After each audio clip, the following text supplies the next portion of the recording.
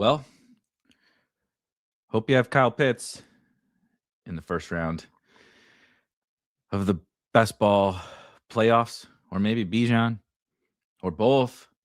Mike Evans is back. Is it over if we don't have Kyle Pitts? What do our teams look like? Do we have a chance? How many pods have Kyle Pitts? Is he the guy you need? And all of that fun stuff. The tilt and the optimism, the hopium. We're going to go through all of it here today on Spike Week and figure out just how dead we are with our non-Kyle Pitts teams and how live are our Kyle Pitts teams and all the other good stuff. Let's do it.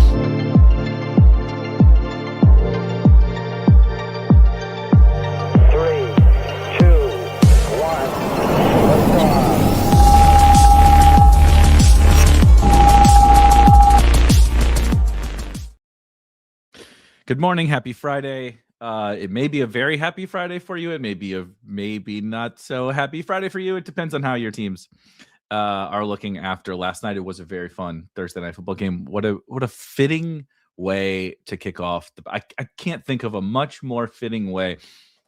We always joke about like the fantasy gods, right? And like the simulation and all that kind of stuff.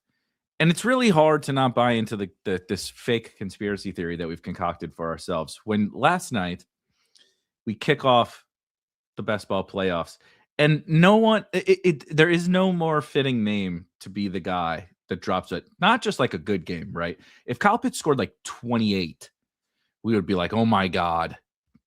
We would be having a similar reaction, but the extent to which Kyle Pitts goes for like 50 on DraftKings, 40 on Underdog from a tight end is insane. It's one of the highest scoring fantasy tight end performances ever.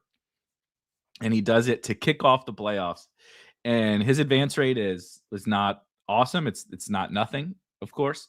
Just you cannot have a more fitting start. Yeah, like I can't believe it. I was just sitting back and laughing the whole time, just to be totally honest. The Bijan thing is like mostly to be expected. He's incredible.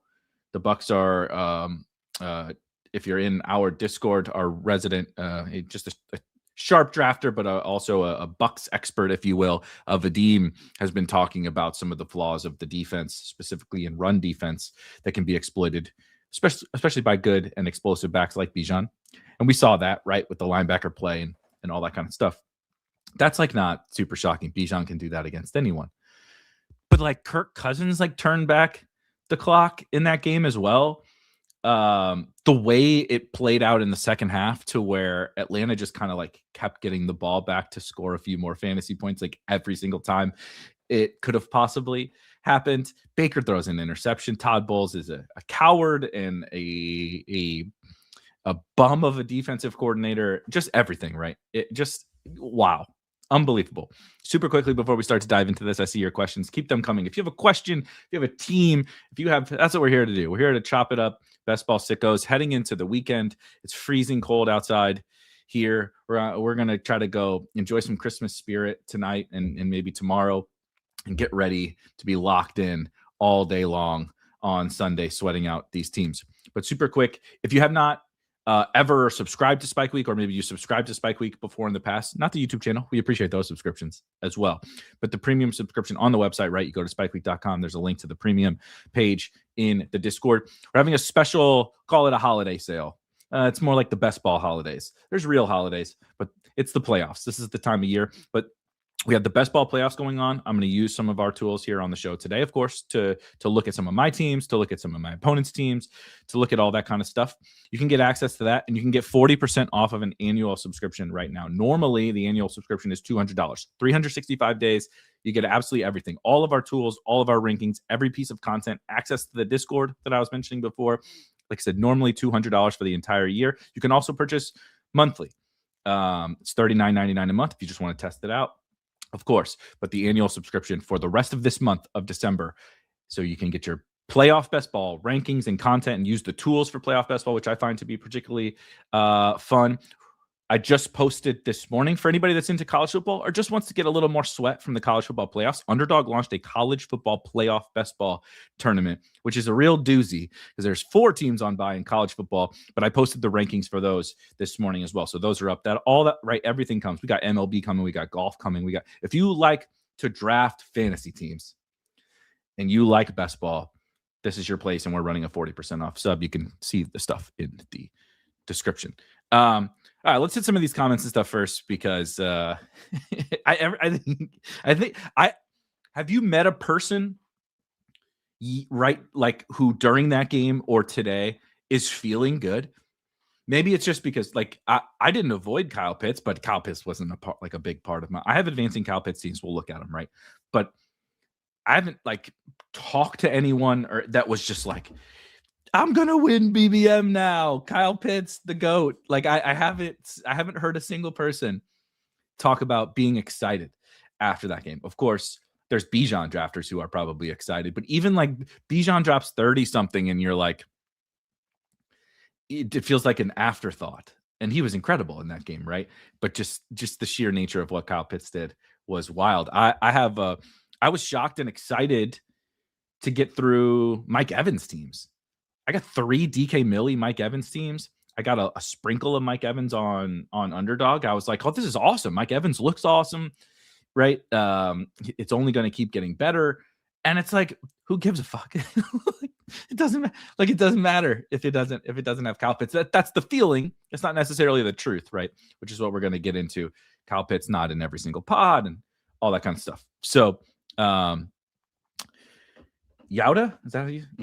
Yeah, Yauda, Ross. We're gonna call you Ross. How about that? Has a Pitts line that has you have Kirk Cousins. You have a Kirk Cousins, Kyle Pitts, Bijan Robinson team in the playoffs. Sir, salute, hat tip, all the cliches. Wow, unbelievable. Benjamin says there's no way you faded Pitts after staying true for years. That is also why it's fitting. I did not fade Kyle Pitts. But I was like at market on Kyle Pitts. He was just like he fits. I'm going to put him on certain teams, right? Like I thought he was fine for like late tight end teams. I thought he was fine for, of course, like week 17 stuff, right? He's on some Michael Penix teams. You'll see that.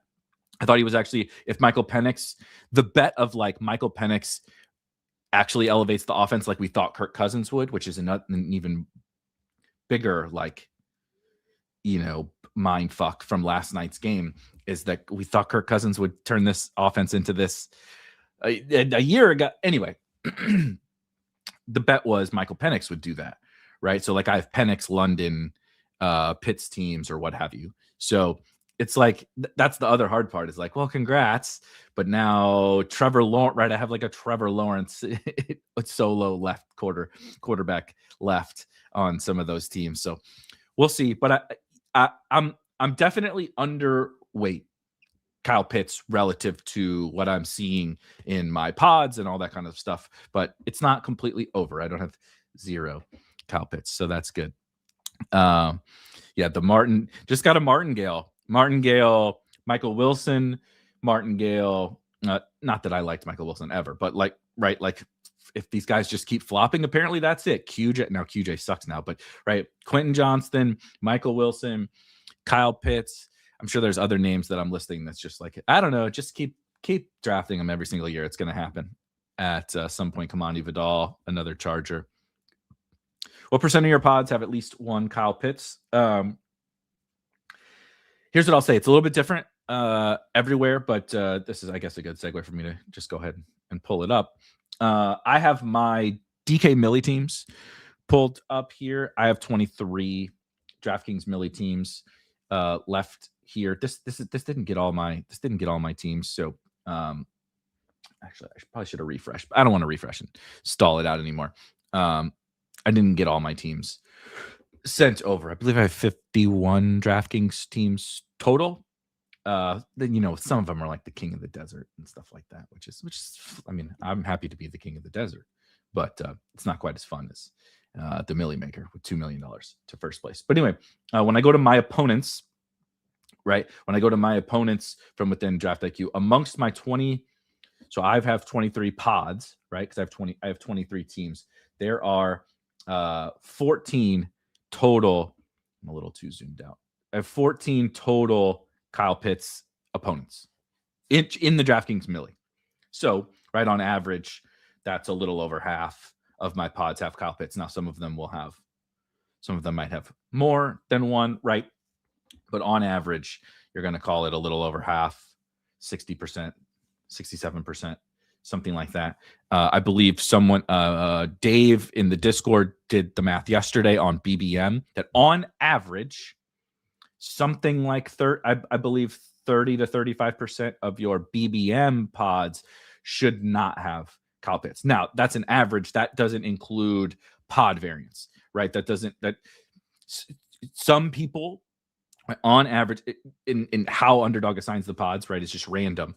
So some pods will have multiple and some pods will have no Kyle Pitts. So that exact number isn't perfect, but it gives you an idea that somewhere 60 to 70% of your pods should or will have a Kyle Pitts team. Of course, some can have multiple, and some of that math can fluctuate based upon the randomness of the pods, but just call it 60 to 70% Kyle Pitts, and that's what I'm seeing on my end. I like to look at DraftKings because a lot of the Underdog data is public, so it's a little more fun to get a peek behind the curtain at the DraftKings data. This is just right.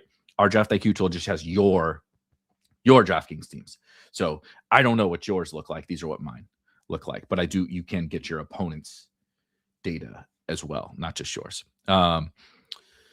Shout out Pepper Tony Roheen. Drafted 45 BBMs, 9 advanced. Didn't catch the game. Found out I have 3 Pitts week 15. See, there we go. Roheen for this is like meeting a Brooklyn Nets fan in the wild.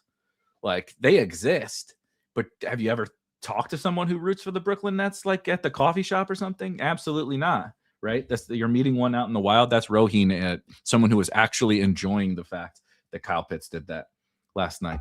Congratulations. Let's see. I know you. This is definitely not true. I never felt more pessimistic. Having talked to you for a few years, I know that is not true. Yeah, there's no real lesson in this, right? Because there's a lot of slappy picks. Brad says Kyle Pitts was the slappy guy for like 3 years. Burned us, went from the 2-3 turn to the 4-5 turn to like the 7th round to finally this year down into the 140s or 150. I don't even remember what his closing ADP was, but he burned us so many times that even the slappies were okay. We're done. It's over with Kyle Pitts. We're done with that nonsense. And naturally, and he didn't really burn you this season. He just happened to do it in the playoffs. It was very Amari Cooper of him. Which, if you recall, when Amari Cooper was on the Browns, not that Amari Cooper was the slappy pick, but was just like the random guy who pops up for 50 in a playoff week and then is never to be heard from again. Amari Cooper is, of course, retired from football.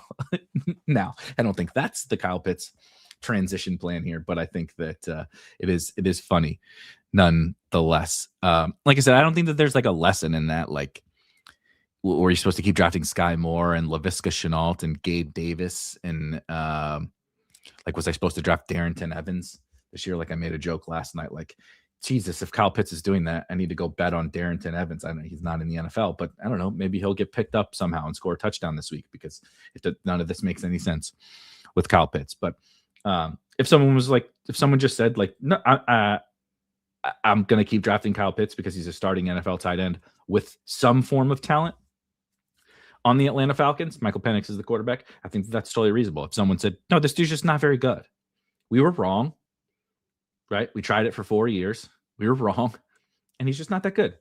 I think that was a reasonable approach. But even like not that good of players can have these games. You have to have a certain level of talent to do something like this, right? That's what I've learned, like from a Michael Wilson, is he just had a little more talent than I thought that he did, or he's improved to the point that he has a certain level of talent that I didn't necessarily think that he had. Kyle Pitts has that. When everything burns down around him, meaning Drake London is gone, Michael Penix is gone, it can work. It's also a really good matchup for Kyle Pitts. I would not be expecting this over the course of the fantasy playoffs. Can he be useful? Sure, if Drake London continues to miss, and even if Drake London doesn't. He looks much better. all that, right? All of that hand in the dirt stuff with Kyle Pitts. But it was a little bit of a perfect storm of events. The Tampa Bay Buccaneers, pathetic defense. No Drake London, Kirk Cousins playing really well. Game script stuff. Also, like the third touchdown, like was he in? I don't know. I tend to think the elbow came down first, but who am I to say? They called it a touchdown. They certainly couldn't overturn it, right? It is what it is. Like that's the beauty. The best ball giveth and best ball taketh away. Sometimes you benefit from that. This like weird thing, right? I thought we were going to luck box ourselves into a useful Sean Tucker game. Sean Tucker scores the first touchdown of the game. I'm thinking like, oh my God, like he's the goal line back. If he scores one more touchdown, like that's all I get. Give me double digit Sean Tucker. I can bank on a double digit running back game. Obviously that did not happen. He did get multiple more goal line opportunities, which makes me feel solid for the next couple of weeks as they play teams like the Panthers, which will be fun for hopefully for any Bucs shares that we do get through. But just a funny little run out. Yeah, I mean, go look back at what the Falcons have done to this Bucs defense, specifically Kirk Cousins, Kyle Pitts, Darnell Mooney, right? Just crazy. Just absolutely crazy. Let's see. Blake also not feeling great. Oh wow, Rohin also shipped a single entry on DK last week. Been a fun few weeks, and I'm counting my blessings. Amen. Congratulations. That's awesome. I assume Kyle is saying he has 3 Pitts teams, all 6% or less to projected to advance. I assume that that's like BBMDB projections for advance rate stuff. BBMDB is an absolutely incredible resource, and shout out to the guy that created that. Like, whatever he's getting is not enough. What he's done to help improve the community is absolutely outstanding, and everyone should go buy him a cup of coffee for Christmas, for the holidays. But the projection to advance is not something I would worry about personally. I haven't seen much that makes me feel like it's anything to worry about. Yeah, this is the other thing. So this is an interesting point, though. I know it sucks for Jason. He says, I have an absolutely loaded team with Pitts on it, except the quarterbacks are Kyler, Penix, and Daniel Jones. Not this exact scenario, but this kind of stuff is also, right? Like, not every single Kyle Pitts team is going to get through. Teams without Kyle Pitts are going to beat Kyle Pitts teams. It's just going to happen. Would you rather, if you sit here this morning, you're an idiot if you would say, I would rather not have him, because that's just not true. But there are teams that are going to, that are sitting at the top right now.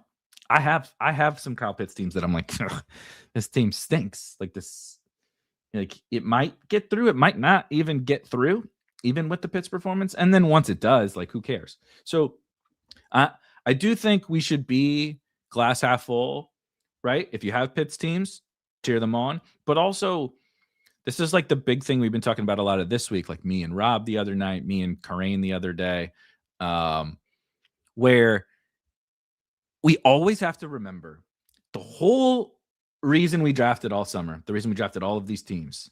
And I understand that we're feeling the anxiousness of like, am I going to get any teams to week 16? And that is certainly, a concern for all of us. However, your entire season, no matter how many teams you draft, gets made by your best team. Your best team defines how profitable you are in the season. Not how many teams did you get to week 15, not how many teams did you get to week 16. Whatever your single best finishes, and now if you don't get any to week 15 or week 16, that defines your season, because your best team didn't go very far. But whatever your best team is, if you get one, you draft 1,000 teams, you get one to week 16, but it makes week 17 and makes a run. Who gives a shit about, right? We look back on all this and it doesn't matter. I've told this story a million times, right? But 2 years ago, I finished top 10 in Best Ball Mania, and that was the Amari Cooper season that we were having this exact same conversation about the Amari Cooper game, because it also happened before Sunday, where Amari Cooper drops 50 on Thursday. I think it was Thursday Night Football.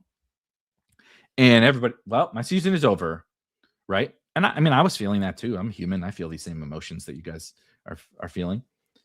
But I ended up getting through because I happened to be in a pod that had multiple Amari Cooper teams. They just weren't very good. Now, I still needed to put up a pretty good score. George Pickens came through with like 35 or something like that. And that George Pickens kind of helped offset some of the Amari Cooper game. And then I just had a little bit better team all around, at least for that week.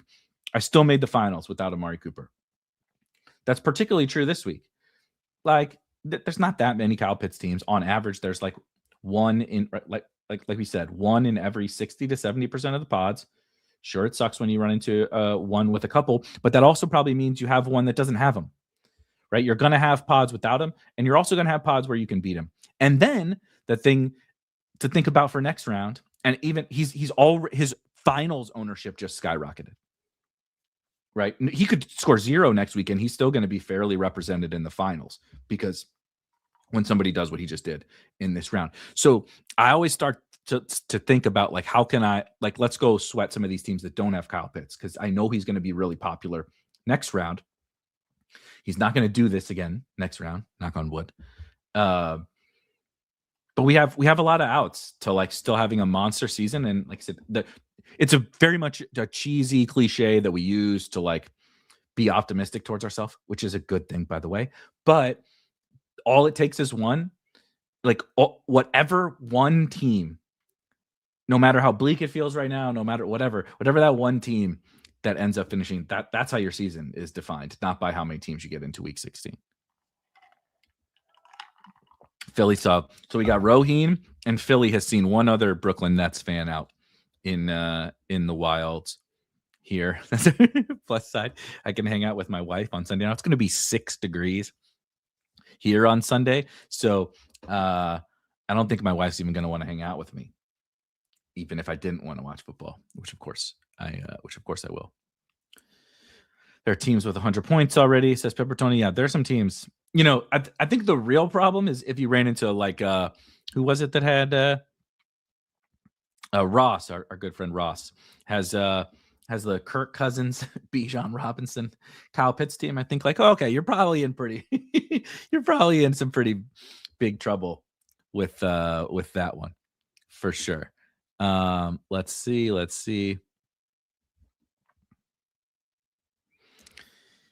It's a rough scene. Mr. Sleckham running into nothing but Kyle Pitts without having any Kyle Pitts. The link isn't showing the discount. Does it apply at checkout, or is there a code? There is a code.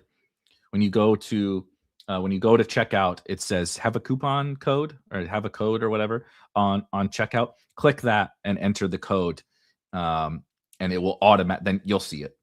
Enter playoffs 25 when you go, but just make sure you click that coupon code thing. Sorry, I know it's a little weird. I don't create the software, right? So it is what it is.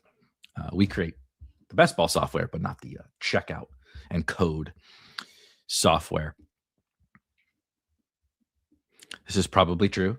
College football playoff best ball ranks, stuff you won't get anywhere else besides that. Yeah.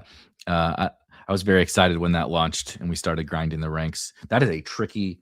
You want to talk about some stuff that's going to be crazy in a tournament. Some random wide receiver is going to pop up for multiple touchdowns, and you're not going to get your Ohio State or Indiana teams through in that one.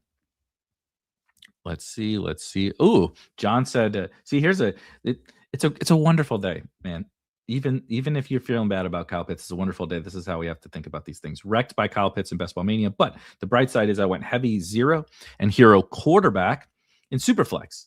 And my cousin's Mariota teams with stacked running backs and wide receiver rooms are cooking. Yeah, I mean, good Lord. You did something like that, like you're in absolutely incredible shape in Superflex. Kirk has a weird obsession with David Sills. I think Darnell Mooney sucks. And he also is not a great fit with Kirk with the old noodle arm. David Sills is like a bigger bodied possession receiver. And they also just don't have anyone else, like they were built around Drake London in the passing game with a sprinkle of Pitts and a sprinkle of Mooney. And Mooney doesn't fit with Cousins. Pitts clearly is fitting with Cousins. And so he just needs somebody that he can actually he can throw the ball that far. You know what I mean?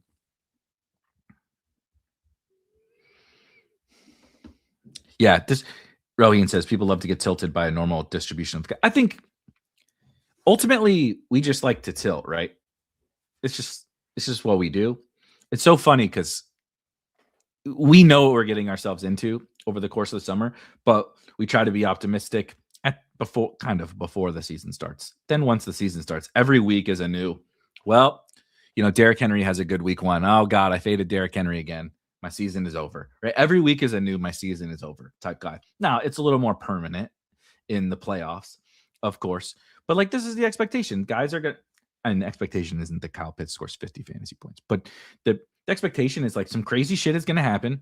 It's probably not gonna be, JT or Pickens or what. It's not gonna be like the highest owned guys. It's gonna be something like absurd that we didn't see coming all year, because that's what happens every week in the NFL.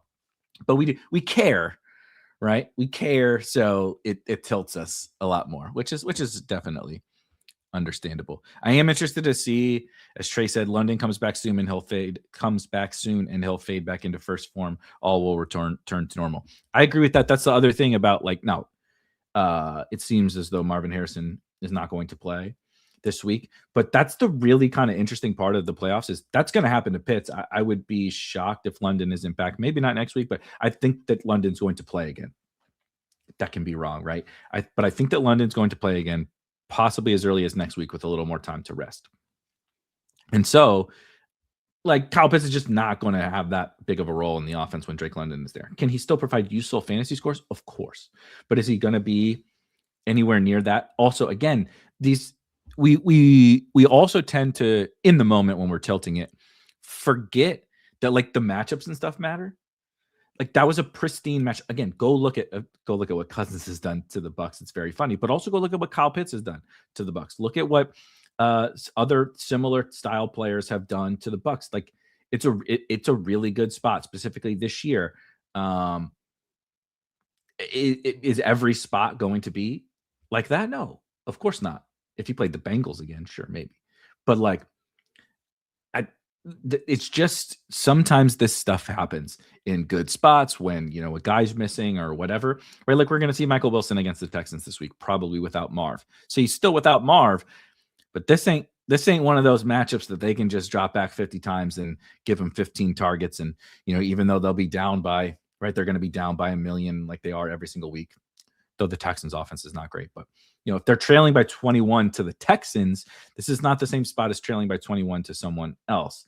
And so, again, can these guys like Michael Wilson, like Kyle Pitts, like whoever have good games? Of course they can. But it's not going to be the thing that happens every week, and the matchups and stuff matter too. Let's see. Y Dad says, I'm playing against 30 Pitts in my 28 DK millipods. Yeah, so I ran a little bit hotter, so maybe that's in creating some of my more optimism compared to you guys. But it's still 2, right? 30 Pitts and 28 DK millipods. So I don't know if every single DK millipod has Pitts or if you have some with several. But again, other guys, that's one game. Other guys are going to score fantasy points. It feels over. And it is over for some teams. That's just the cold, hard, truth. But that was the truth already. You were just going, whether it was Kyle Pitts or Bijan or, Isaiah Likely catches 2 touchdowns or some other guy that you have on teams or very few teams or whatever was going to break the slate, put up a big performance. This one just feels crazier, and it is crazier because it's one of the highest scoring fantasy tight end games ever, which is just wild. But something along these lines is going to happen this week. It's going to happen again this week, by the way. It's going to happen next week, and it's going to happen in week 17. Even if you get to week 17, something's probably going to happen that makes you feel absolutely miserable. Yeah, this is just what we signed up for. It sucks when it doesn't.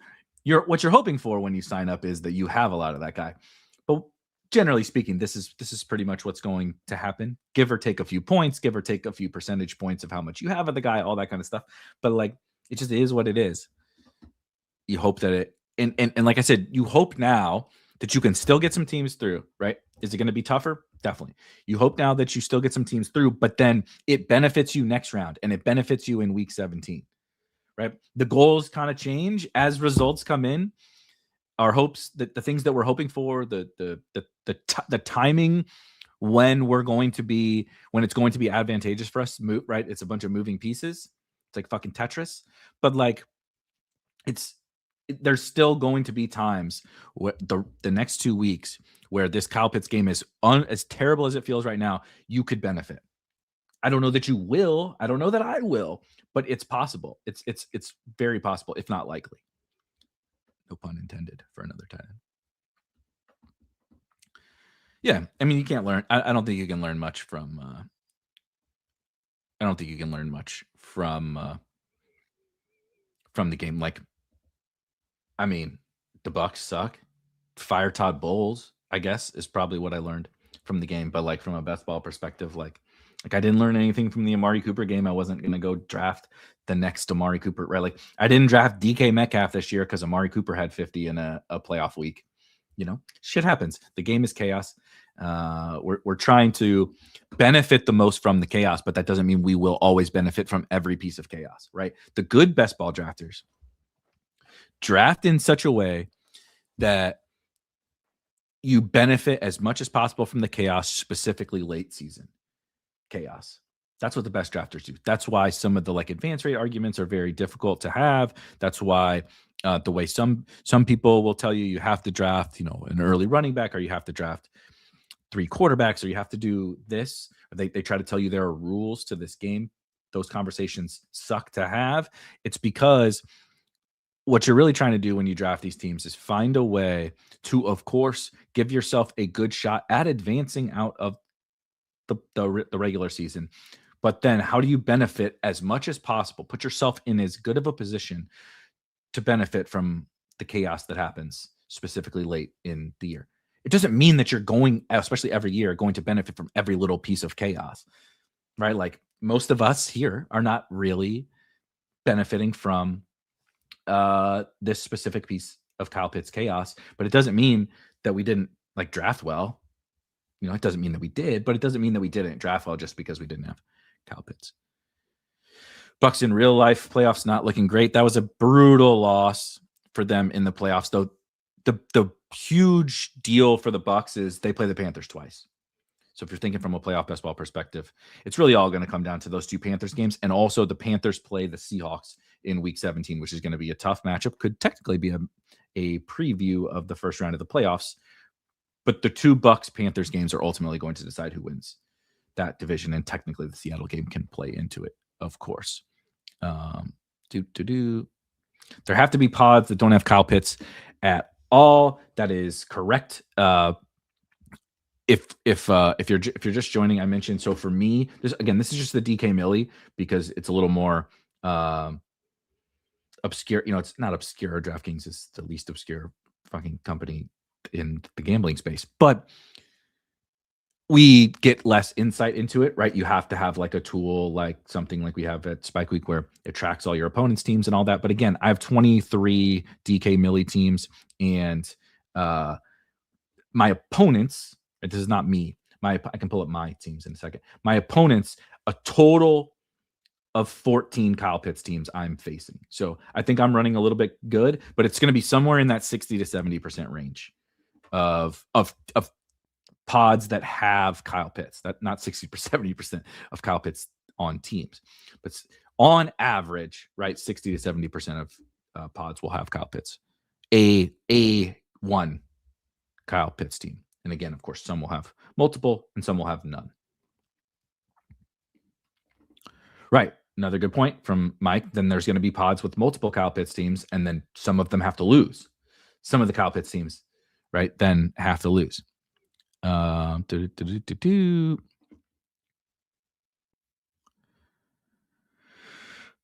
guys are bringing the heat. I can't even keep up with the chat. Surprisingly, didn't have Kyle Pitts nightmares. That's good. You're a good dog. That's a good dog if you're able to still have happy dreams after the Kyle Pitts performance. Let's see. This is true. Warehouse. See, the Bucs side of things is pretty fun. Let's look at some of my teams. I am currently advancing one milli team. I actually think hilariously. So here's my 23 milli teams. I'm currently advancing one of them. I do have I have two teams that are not within 100. So I have my sweat within at 100 because that's what we defaulted to. You can of course adjust it, but that's hilarious that I'm in two of my pods. There's someone with over 100 on DraftKings. Not super surprising, but nonetheless. My one advancing team, this is one that I talked about with Michael Penix, but you see Algier, Demont, Tank, Marshawn Lloyd, Keaton, Damian Pierce, Woody Marks, and Kyle Manungai. So, not the strongest running back room. Thankfully, I have 8 of them. It sucks that I have Michael Penix, but, we're just going to need Jalen Hurts to do his thing for a couple of weeks. And then it does have Kyle Pitts. And unfortunately, this is also what you're going to see sometimes, right? Is I have my team that's currently advancing is a Kyle Pitts team in the DK Millie, but I only have Tucker Kraft alongside him, of course, who is out for the season. And I'm just like, I would like every team to get through because I do have a pretty decent team around this. Jamar Chase, JSN, Devontae Adams, Devontae Smith, Chris Olave, Michael Pittman, Darnell Mooney, and of course, Jalen Royals, who shows up on so many goddamn advancing teams. It makes me nauseous. But, right, like I lost Penix and I lost Tucker Kraft. So this team, while really good at wide receiver and bad at running back, it might get through because of Kyle Pitts. But when someone else runs into this team in the next round, they don't really fear this team. You know what I mean? It can do some damage. It has just, Woody Marks, Kyle Manungai, Demont, like I guess Algier, right? Like again, if Saquon gets hurt or something like that, like it could like maybe string together some okay running back performances, but I'm not going to be beating people at the running back position, and I'm not going to get a Kyle Pitts 50 ball every week. So Jalen Hurts is prone to some bad games. So like, right, this is an example of a Kyle Pitts team that is probably going to put up a pretty big score this week. But when you run into it next week, you get through and you run into it with your own Kyle Pitts team, or you run into it without Kyle Pitts, you're like, awesome. I'm down to go to battle with this team for sure.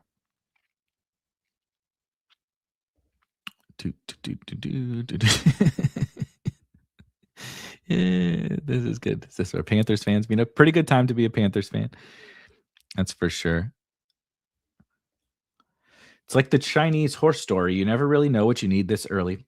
Pitt's doing good and advancing a non-Pitts team makes your team unique to advance to the finals. Do you think, Rusty asks, do you think Pitts will be 70+% owned in week 16? No, I think that's a little high, but it's going to be pretty high. He's a good bet to be the high. There's a lot. It's a little bit dependent upon what happens the rest of the way. Do multiple other tight ends have big games? They're not going to have what he did. But do multiple other tight ends have big games where it makes it easier to catch up to the Pitts teams? He's going to be very popular, but I think 70 is definitely too high. But like if nobody scores fantasy points the rest of the weekend, he could be super high. I'm going to set the over under at 45% or something like that. That's just me riffing off the cuff.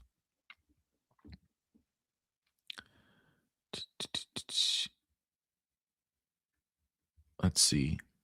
So this is interesting. McBride was my highest owned tight end in basically every single contest. I was hoping for elite tight end week, says Wydad. And I'm definitely hoping for Trey McBride. Let's quickly, I can see he is on 33% of my DK Millie. Oh no, why is it? What percentage is that showing? That's weird. Let's just go over here. Oh, it's because I have it down to derp.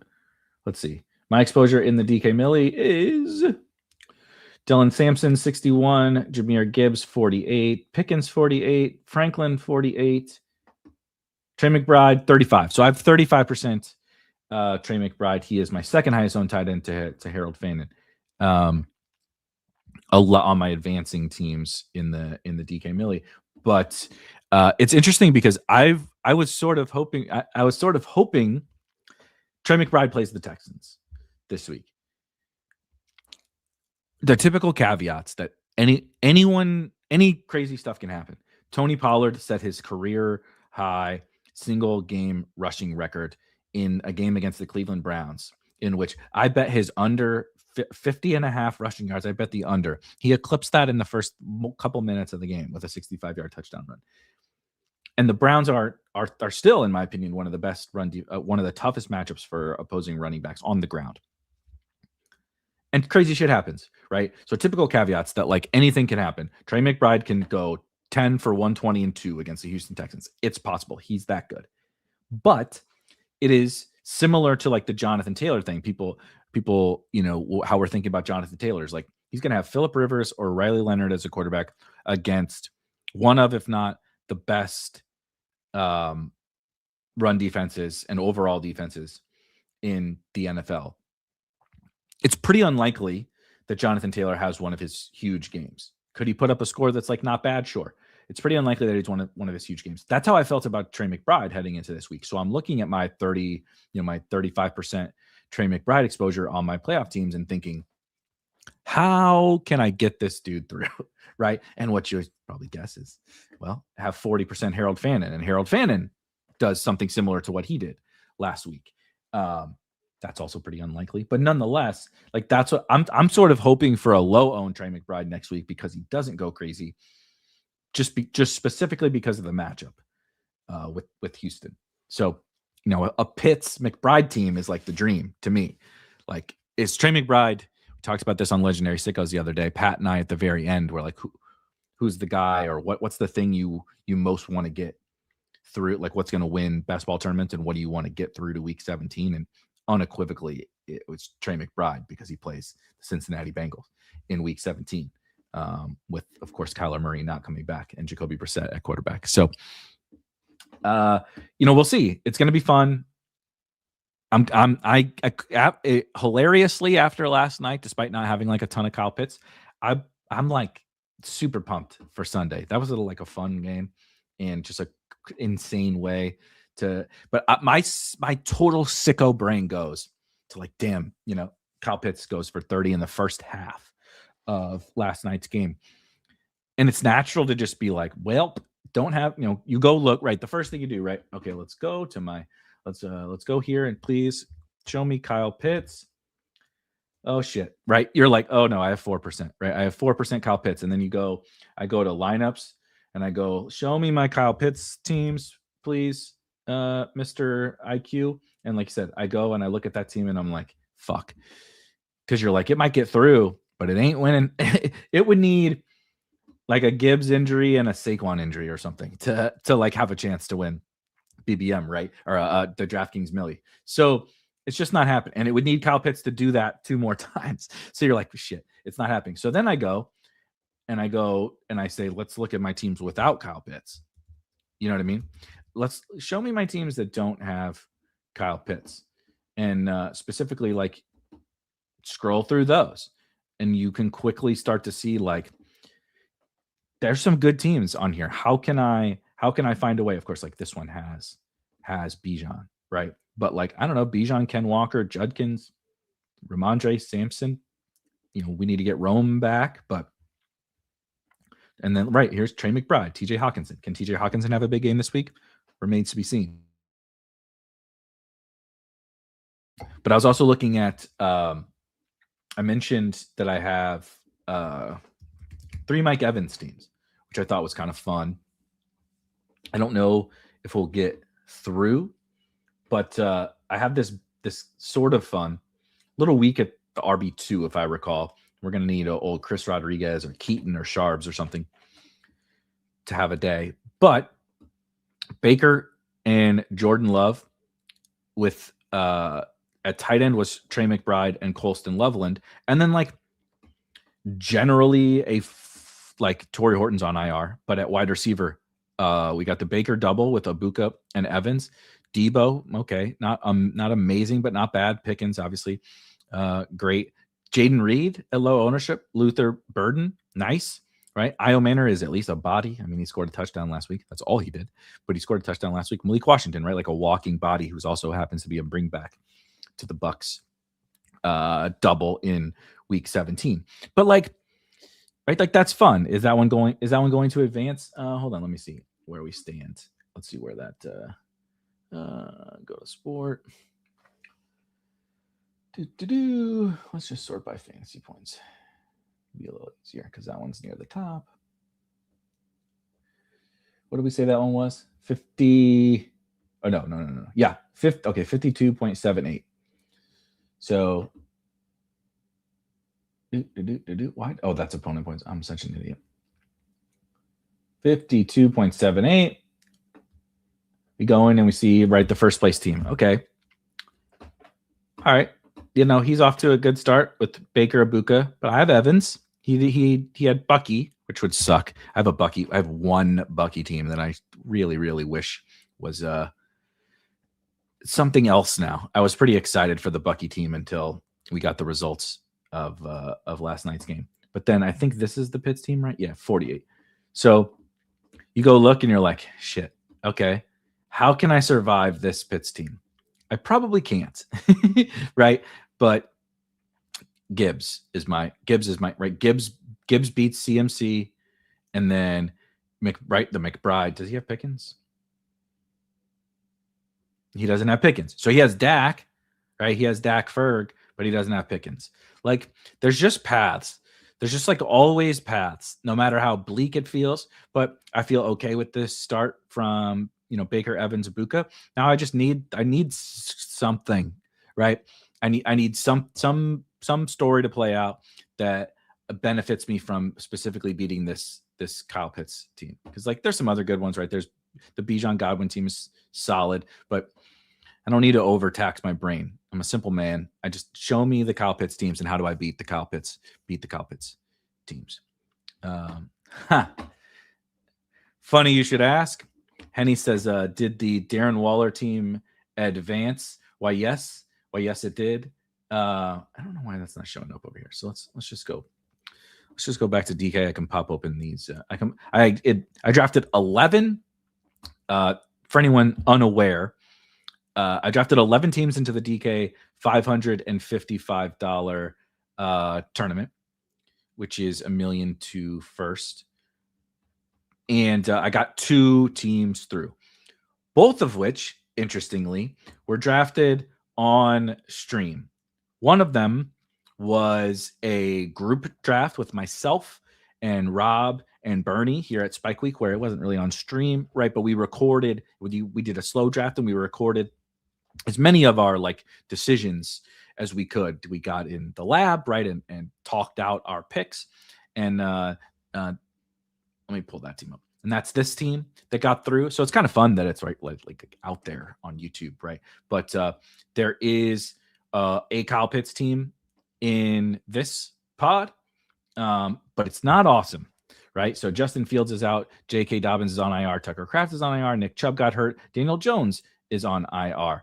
Now Puka JSN's about as good as it gets, but like Sam Laporta is on IR. So this team is drawing a little bit thin. I feel a little bit of optimism about a Josh Allen, Jahmyr Gibbs, Rashee Rice, T-Mac, Olave, Trey McBride, right, Luther Bird, and Dalton Kincaid. Like I feel some optimism about this team, even though it's facing a Kyle Pitts team. But also in the DraftKings 5-5-5, something if you want to consider for next year, looking at some of the tournaments. I still think best ball is ultimately a volume game. But if the fact that like 1 out of 12 or 1 out of 16 advance in the round, the week 15 round is like frustrating to you, which I think it's frustrating to most people, there are tournaments where more advance out of the week 15 pods. And in this tournament, right, there's 8 teams, but the top 2 advance. And so in this group, there's only one Kyle Pitts team. And then Henny asks about the Darren Waller team, which was my second DraftKings 5-5-5 team that advanced, was another one I streamed on a Monday night in like August or something like that. And it's a good team coming together nicely. And then I'm sitting on the clock and I'm trying to figure out what to do. And I'm talking to the chat because you guys know I'm a rambler and all that. And auto picked Darren Waller near the end of the draft, which if you guys know, I hated Darren Waller. I thought Darren Waller was an awful pick, and he turned out to not be a terrible pick. And I'm not like upset that he's on that he's on this team, and it made it through.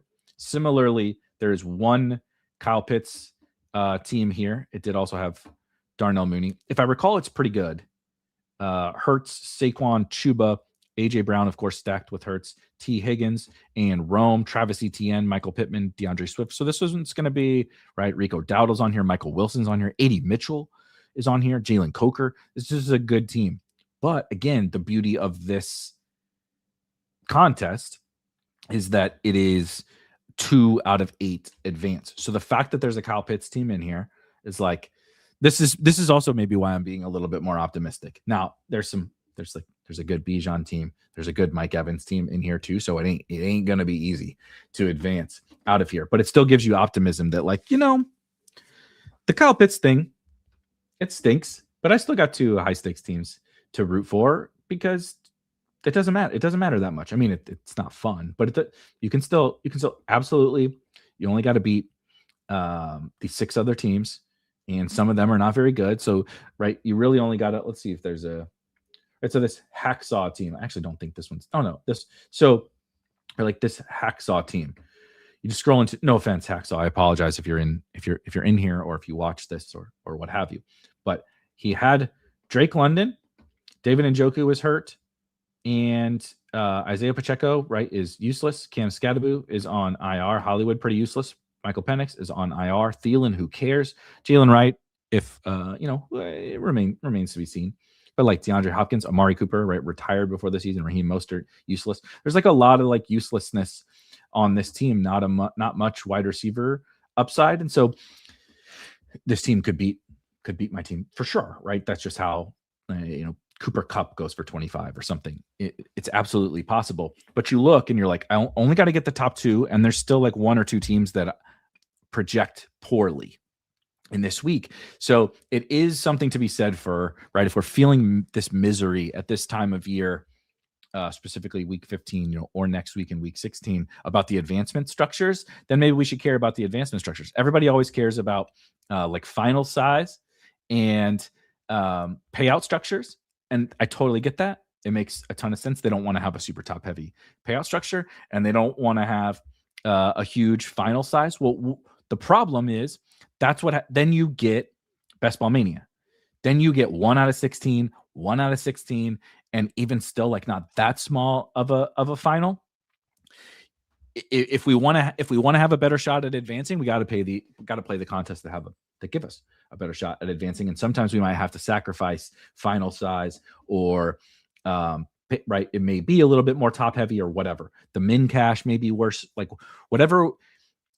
I'm just saying, like, when we think about it next year, remember that. Just remember that you felt this misery, and or you're enjoying it. Either way, something to consider. Always trying to keep in mind some of those things now. One guy in Tyler's pod got 101.78 points from last night's game. Let me go. I guess I can go here. This is just in my Millie. Let's see if I got any. Oh yeah, I definitely have. Right, like we said, there's a couple. Let's go to the bottom and find. So this team's down by 50. This team's down by 4. See, so this is not. Here's a team that's not facing Kyle Pitts, though I have Daniel Jones, but Gibbs, Achane. What does this team look like? Oh God, double Ravens tight end. Maybe that's good for this week. Double Ravens tight end against the Bengals this week. TJ Hawkinson, Tutu Atwell. Good Lord. Alec Pierce, QJ, Jaden Reed, George Pickens, Ricky Pearsall, Debo Samuel, Devontae Smith. It's like, okay, not awesome. Gibbs, Achane, Tyjae, Will Shipley, of course, Jarquez Hunter, and Keaton Mitchell. So going to need Lamar to figure it out this week. But again, this one, as you can see how far back you are, right, in Draft IQ. So I've scored 0, but I'm down by 40.9 points here, which means, of course, there's no Kyle Pitts team if you're down by less than 48.6 or whatever. This one, similar to Tyler, was it? Anyway, down by 105.78. though it's kind of an interesting team. CMC, Travion, Quinshon Judkins, Jordan Mason, Dylan Sampson, RIP Trey Benson, but AJ Brown, Rashee Rice, DK Metcalf, T-Mac, Diggs, Keon, Leggett, Royals, Whittington, wow. And I don't think I'm not sure this was my best team. Now, I don't know how you can tell how good the rest of the team was that we got Mason, Taylor, and Chig. T is ruled out. T just got ruled out. Okay, that's good. That's good for some of my teams and bad for others. How many DK Millie teams do I have? I can look at my BBM teams in a second also. 1. Okay. At least in the DK Millie, the T Higgins thing benefited me, and I don't have T on either of my 555. So sorry to the folks who needed T Higgins. I have more Jamar Chase. But also, like, can we just be real? T suffered a pretty gnarly concussion. I don't even mean in this game. The last game he played before this past week, suffered a really gnarly concussion. Came back and played this week and suffered another concussion, and they let him back in the game. If we're going to let that dude play again right away the next week, I'm not sure the whole safety protocols thing is real if we were going to let T. Yeah, it's hard for me to imagine that T should be playing anytime soon. But look, I'm not a doctor or whatever, but just like the smell test, common sense. One of my favorite books, it's like 80 pages or something, but it's geared towards business and like entrepreneurship and stuff like that. But it just really actually works for life. It's called the Mom Test. When the general thesis is, and I actually believe this about best ball too. And now it doesn't always, right? Sometimes the mom test fails, but the mom test says, if you go up to your mother and you're explaining to her this like business idea and she doesn't get it, either it's a bad idea or you don't understand it well enough to explain it to someone. Right. And that's like the T Higgins thing. It's like, explain it to me like you're explaining to your mom how T Higgins could be playing in this game. Like, explain it, because it doesn't make sense. Right. So either the NFL doesn't understand their own rules or they're bullshit if he was playing, right? If he was playing.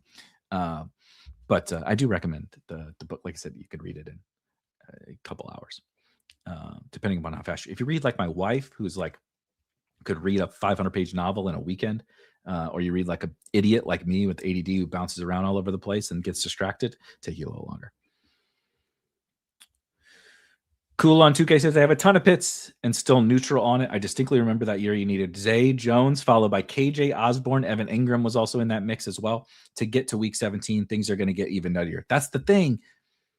This is just like, right, so the regular season was step 1. Now we're into this. Every week there's going to be 1, 2, 3, 4 of these things where you're like, welp, needed.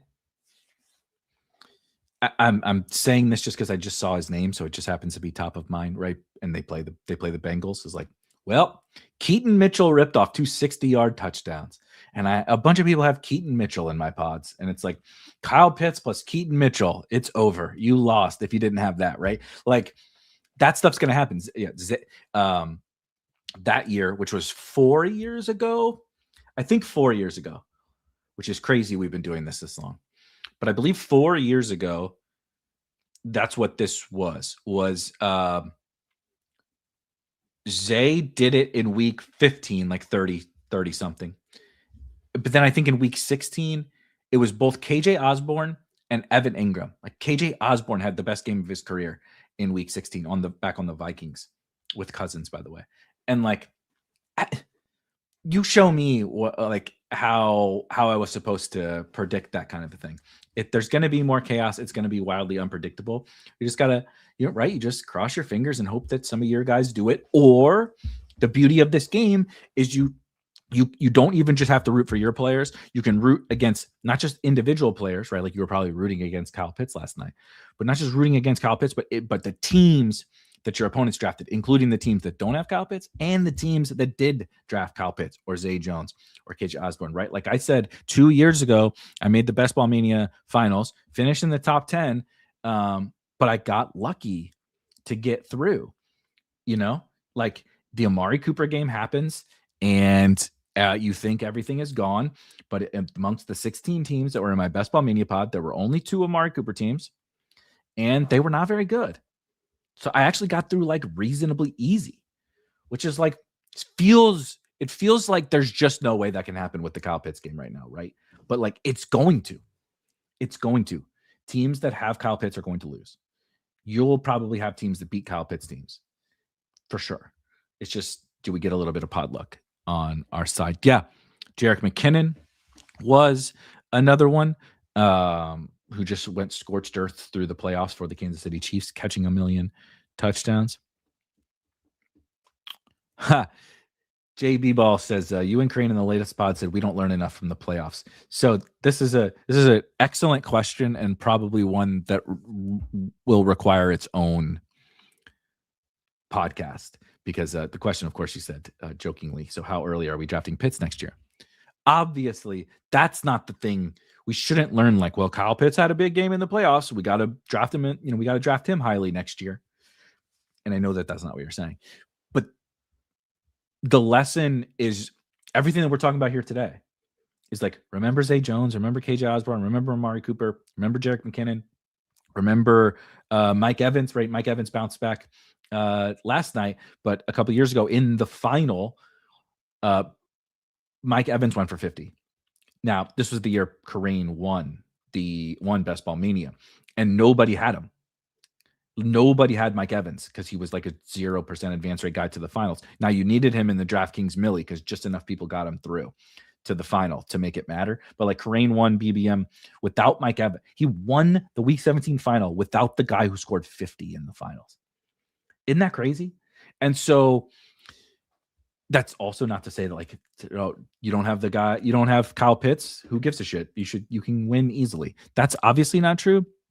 But the lessons are always like, just remember all this chaotic stuff. Use some of these things as like a light bulb moments, not to draft the individual players who go crazy or whatever, but to think about the game in that just our brains are too stupid to wrap themselves around how much chaos really is in this game. Call it variance. I like to call it chaos.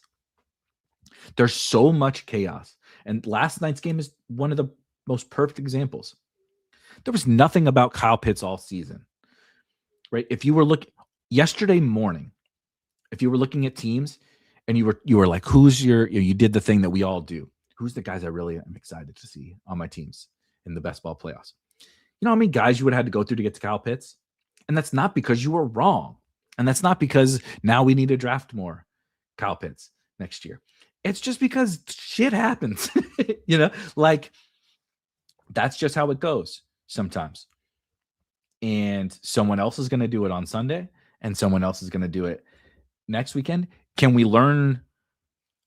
You look at the types of guys sometimes, but like we just talked about, Zay Jones and KJ Osborne did it once. Amari Cooper did it once. I think the lessons are so much more about how we try to set ourselves up to benefit from the chaos, not necessarily did the chaos actually end up benefiting us in the end, because it doesn't always, right? We draft a lot of younger guys and like backups and contingent value, and we want the guys who are peaking at the end of the season and like all the cliche stuff that I will continue to say right for years and years. But it doesn't mean that those guys are the only ones who end up having big games in the fantasy playoffs. And so, I think the playoffs are the most important part of the whole best ball experience. They're also the most difficult to learn from, but they're the thing that like everyone, it's so fascinating. No one says anything ever is variance in the regular, right? When you get to the casual, like the overall community from a fantasy football and a best ball perspective, no one will ever say,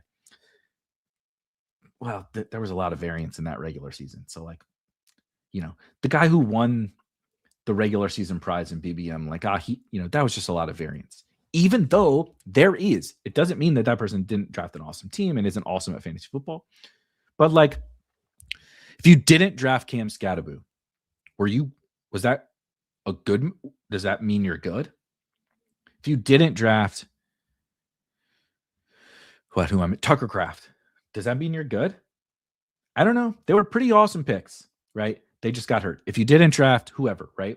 If you didn't draft, like, look at the Colts. The Colts are in a much worse spot right now. But, like, was Michael Pittman a pretty damn good pick? You bet your ass he wasn't. I didn't draft much Michael Pittman. Like, there's variance in every element of this game, including the regular season, including who scores the most points in the regular season. But we only think about it as like this Kyle Pitts level event where it's like, well, that's why we should do total points, because it actually shows you who drafted the best teams. And it's like, not really. Not really. It doesn't show you who drafted.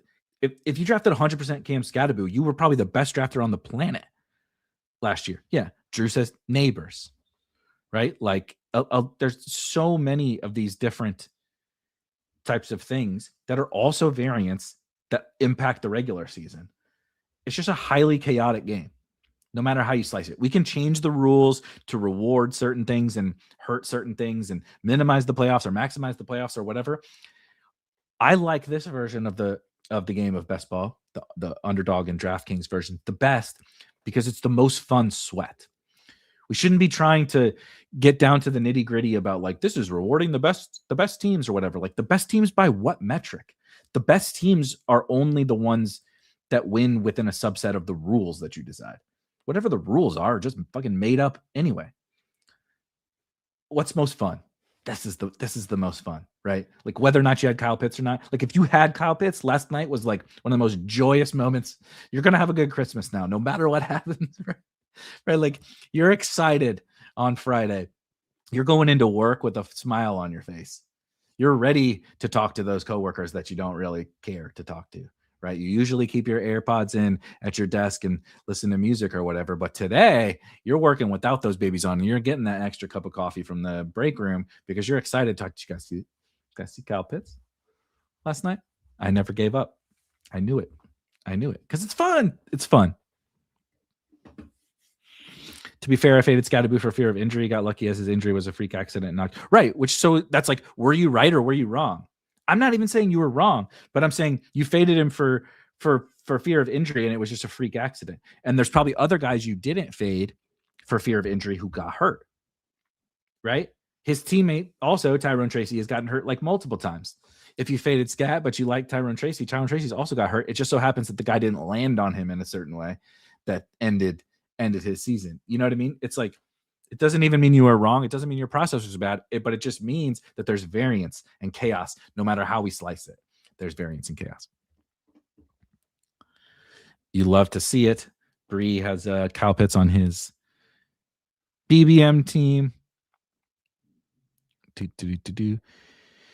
Yeah, I love our friends at Drafters. I think it's an awesome tournament. I think it's really fun to draft different types of tournaments. I'm trying to continue to get better at the cumulative scoring thing, because if you are up there, it is a really fun sweat at the end of the season. It's just like, it's not as fun of a sweat for as many people in a singular season, right? We're all, every single person in this chat is excited and sweating these best ball playoffs. There might be one of us, look at that milk mustache. There might be one of us sweating a cumulative score out of all of us, right? Jason's got some Pitts teams. The answer was clearly Rams and getting Pitts as the bring back. And this is true until it isn't. Until that game, right? Until I'm trying to think of, right, what's an example of until Cardinals Bengals is what you actually needed. Jamar Chase and Trey McBride, right? It's like, cool, you got to Pitts on your Rams teams. Congrats on you made it. That's awesome. You had something to root for in week 17, but you didn't win. I'm not saying that that's what's going to happen. I'm saying, like, we're still so far from knowing what's going to win. It's not even funny. We played one game in week 15, right? Week 17 is ultimately going to decide everything, and we don't have the slightest idea, right? We didn't know that was going to happen last night. How the fuck could we possibly say we know what's going to happen in week 17 that's going to win people all the money? If it was so easy to predict these things, no one would be shocked and upset at the Kyle Pitts game, right? That's enough. You want to talk about learning lessons from the playoffs? Stop being so overconfident that you know who the good matchups are and all that kind of stuff. Because you don't. I don't. If we were so good at it, we wouldn't all be so mad about the Kyle Pitts game because we would have seen it coming, because we would have known. And maybe we should have. Someone might argue that, but we didn't. Yeah, Tyke Smith, Tyke Smith safety for the Tampa Bay Bucks is a big deal, actually. I don't think it was going to stop Kyle Pitts or Bijan, but it certainly didn't help.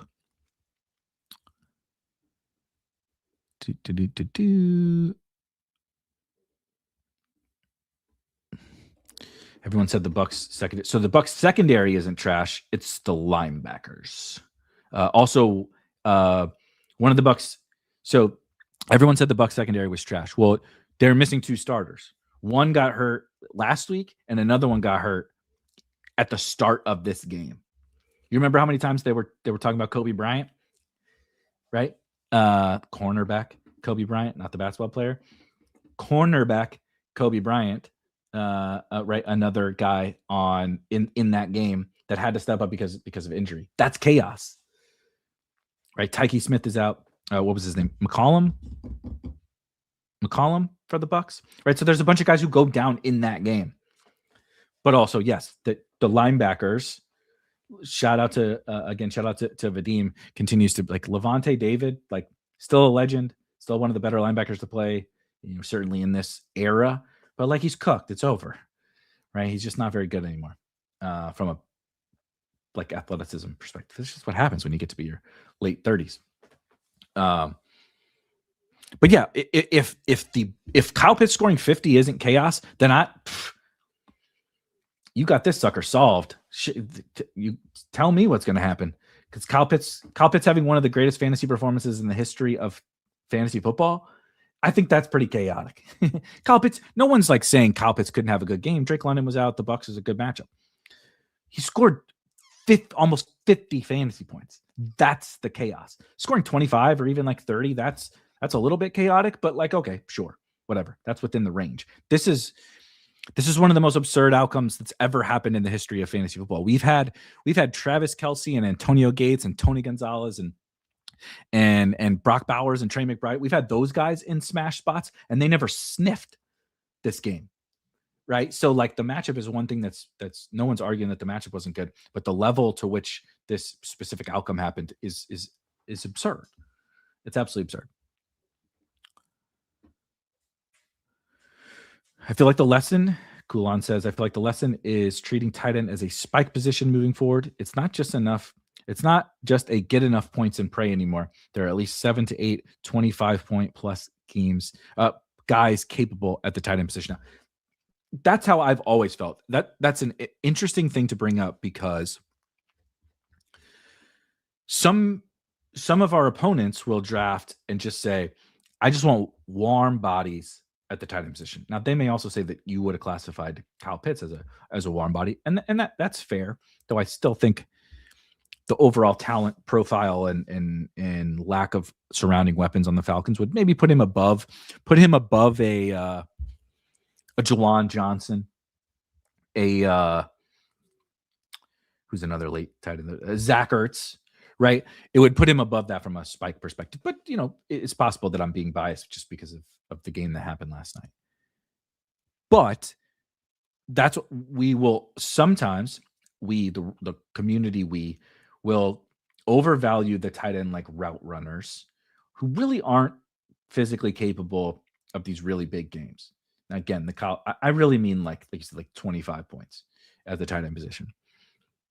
If somebody can do that, it can be such a huge difference maker on a week-to-week basis, specifically in the fantasy playoffs. You can survive and advance with Juwan and Zach Ertz and Chiga Okonkwo as your tight ends. But are they really going to be the difference maker in the fantasy playoffs? And sometimes there isn't a difference maker at tight end. But you can kind of have your cake and eat it too in that regard. Like, if there's not a difference maker, well, I can still have a good game with Harold Fannin or Kyle Pitts or Trey McBride or Brock Bowers or whatever, Tucker Kraft or Tyler Warren, right? And so I do think tight end is a little bit more of a,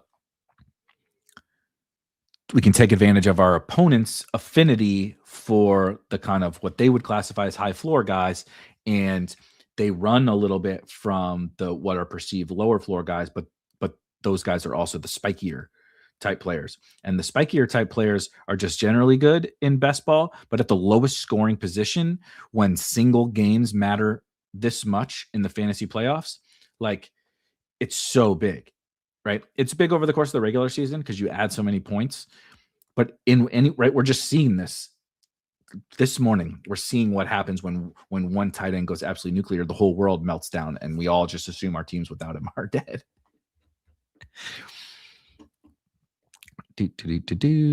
Let's see.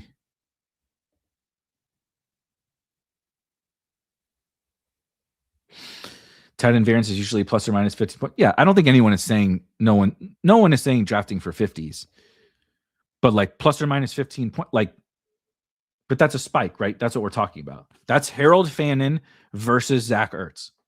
That's the difference, right? No one is saying, again, this all ties together. This is why it was chaos, because 50 at 50 fantasy points from anyone is an absurd outcome. 50 fantasy points from Kyle Pitts last night was one of the single greatest tight end fantasy performances in the history of football. That's the definition of an outlier. But also, just because outliers exist, it doesn't mean we draft for them, but it doesn't mean we ignore the impact of big games either, right? And just say any tight end counts. Any tight end counts. It's like we don't do that at other positions, right? Nobody, like, it doesn't work that way. And if it works that way, just draft 8% of everybody then, right? I'm going to win with my structure and draft 8% of everybody. Like, no, you're not. No, you're not. Because guess what? You got your 8% Kyle Pitts, but it died off because you just have a sprinkle of everybody on your Kyle Pitts teams. It's like all this stuff works together. And that's what makes this game very, very difficult. But it also is what makes the fantasy weeks, having guys physically capable of big games. They may not hit them, but having guys physically capable of big difference-making games, not 50. Having guys capable of difference-making games is like, that's what we want. We want a team full of those guys. They may not hit, but those are your best teams. Those are your best teams. Okay, I just want to pull up my my BBM teams as well, because you guys can see just how absolutely fucking terrible my Best Ball Mania teams are. I am advancing something. I think, yeah, Pitts. So let's see how many Pitts BBM teams. I have 18 BBM teams because my advance rate was awful. But I have two Kyle Pitts teams. They're not good. Okay. So I feel good about having I feel good about having 3 in the 2 flagships, BBM and the DraftKings Millie. I have 3 total Kyle Pitts teams. And I do actually feel fine about that. I think I have them in a couple of let me go to my contest really quick. What did I say was the best fantasy one? Get through all my million NBA teams here. So yeah, I have a couple of Kyle Pitts teams you see here on like King of the Desert teams. I'm advancing a couple of those at the moment. But again, those are like some Kyle Pitts teams, and I'm not going to worry about those. Those are cheap contests, and they're, weird. They're a little bit weird. But I have 2 Kyle Pitts BBMs. One, like I said, is advancing, but it is rough. So it does have Christian McCaffrey, but again, first you can see Michael Penix on both of these teams. So I have solo quarterbacks. This is another thing that's going to happen, not just on my teams, but your opponents' Kyle Pitts teams, right? A lot of them are going to have Michael Penix, so that eliminates a quarterback. If they drafted 3, now they have 1 fewer spot somewhere else. And then if they drafted 3 tight, right? Let's say, because the average drafter drafts 3 quarterbacks and 3 tight ends, and the most popular structure on Underdog is 3, 5, 7, 3. 3 quarterbacks, 5 running backs, 7 wide receivers, and 3 tight ends. So now let's just run this down. This is just the normal everyday drafter. All right, they draft more often than not. They're going to have Michael Penix on their Kyle Pitts teams. Not always, of course, but they're just more prone to it. They're also probably a little bit more prone to having Drake London on the team or Darnell Mooney. But let's set that aside. You're a little bit more prone to having Michael Penix. And then they also drafted 3 quarterbacks. So they're still okay at quarterback. But remember, that takes a spot away from running back or a wide receiver. Now, they also probably drafted 3 tight ends because people draft 3 tight ends. That's just what they do on Underdog. This is not me saying it's right, wrong, or anything. It's just facts. The most popular structures have 3 of the onesies.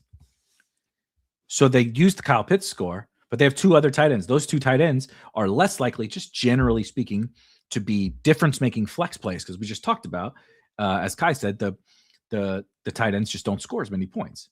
So they're not as big a difference. So we removed a spot because we gave it to Penix at quarterback. Oh, yeah. They have 2 quarterbacks, which is nice to get a quarterback score, but one of those can't count for the flex. Now they have 2 more tight ends. It's like the next thing you know, now you have a couple injured, right? J.K. Dobbins is on the team and T. Higgins is on the team. Like, good luck. You can make up ground, right? They're so dependent upon CMC. Or they have Jonathan Taylor. Jonathan Taylor now has a down game because of his situations. Like, you can make up the ground. And I have teams that are going to show you exactly how you can make that ground because my Kyle Pitts teams are not very good. But again, Caleb at quarterback, CMC, Dobbins, Braylon, right? Both Dobbins and Braylon are out for the season. Will Shipley, you totally stone cold 0 useless. Keaton Mitchell, I'm basically banking on Keaton Mitchell as my RB2 because Jarquez Hunter is also on this team. I don't really know how this advanced. Dobbins, obviously scored a lot of points for me in the early going, and then just a smattering of Keaton Mitchell filling in at RB2 and a lot of Caleb Williams. AJ Brown, JSN, T-Mac, Zay Flowers, Rome, Abuka, Darnell Mooney, Loveland, Pitts, Fannin. So wide receiver is pretty good. Tight end is fine, but again, I use 3, right? I might need a Fannin game for the flex here.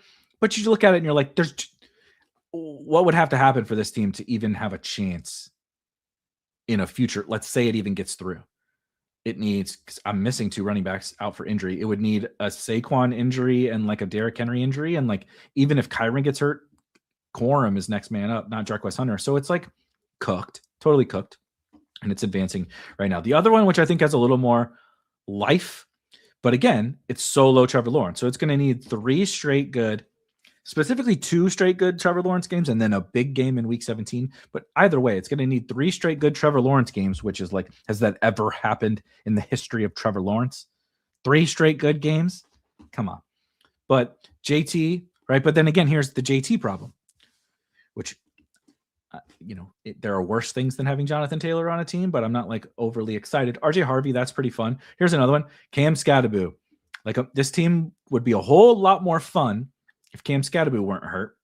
Another fucking Jarquez Hunter team and Miles Sanders, but Javonte. So JT, RJ Harvey, and Javonte are the only live bodies at running back. It's 3 good live bodies, sort of, but it's not awesome.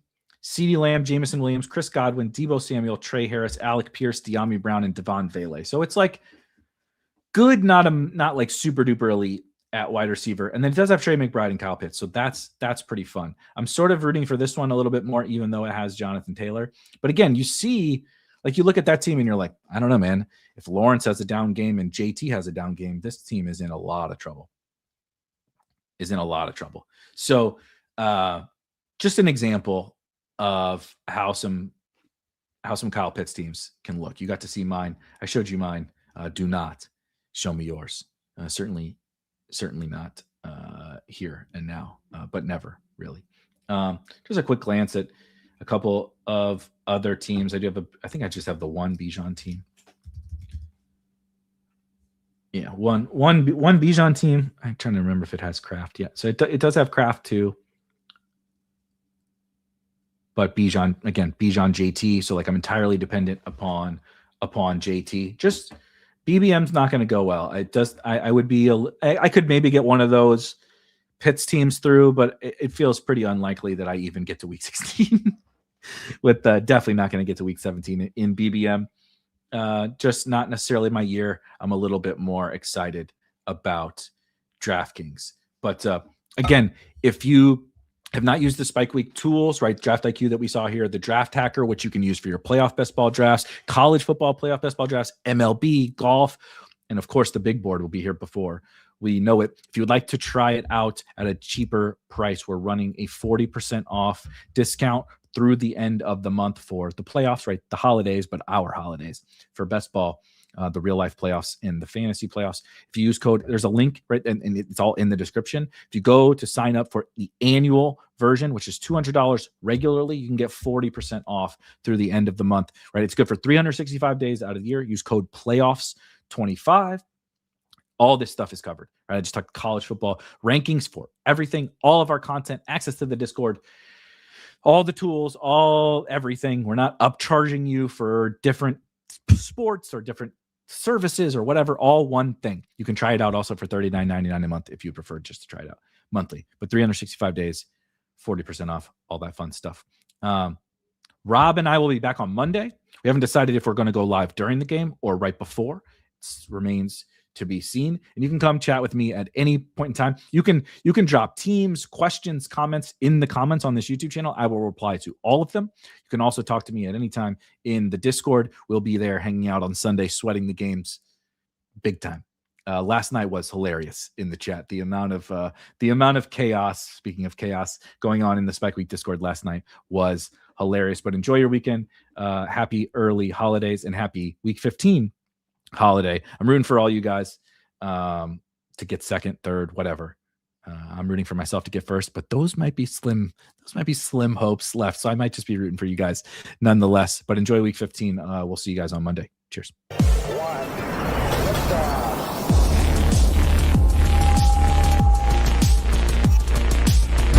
Woo! Those were some spicy takes. Want to stay up to date with all of the other spicy takes we're going to have over here at Spike Week? Why don't you press that subscribe button below? You turn notifications on, we draft a team, boom, you know about it. We have another spicy take, boom, you know about it. You can be there. You can draft with us. You want to stay up to date? That's how you do it. All right, we'll catch you later next time here at Spike Week.